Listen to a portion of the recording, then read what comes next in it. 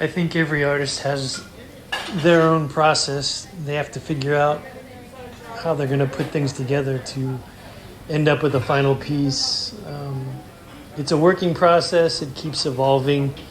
For me, I have a history with a lot of commercial work, so I've kind of jumped in and taken the original black and whites, the line drawings from all these past projects, and I've kind of put them together, torn them apart, and recombined them into larger abstract compositions.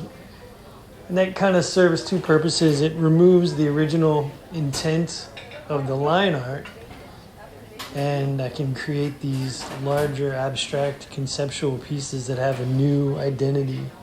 It's still me, it's still my line art, it's still my hand in the process, but I've come up with something new and it's something original that I can call my own.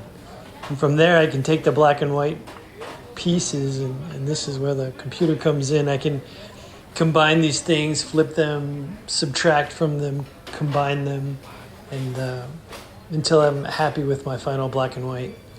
And from there, that piece can be transferred to a wall, and the colors can happen.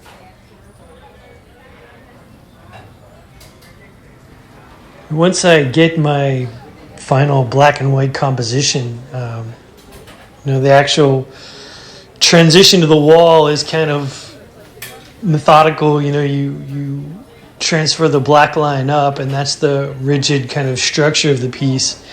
And I do form sort of a basic color field kind of idea in this sketch process, but I really want the colors to evolve as I'm doing them. You can't really see it until you see it, and I can sit in front of these blank massive areas and just watch the colors change as I'm going through the motions. So it's a back and forth. It's pretty tedious as far as masking out the areas and the shapes, but I still want to find a way to stay loose and sometimes bleed the colors, add texture.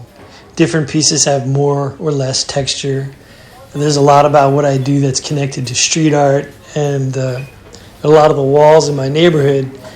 And that's a long conversation, but you have these layers of people tagging and doing graffiti and then getting buffed and then getting re-hit and rebuffed, and you really end up with these organic, I think they're really beautiful kind of disasters. I'm sure most property owners hate them, and I'm sure a lot of the graffiti guys kind of get bummed out about the loss of their images, but what I like are just the ground up final pieces. That's what inspires me. I like that kind of texture. Baked potato? Lentil or meatball soup?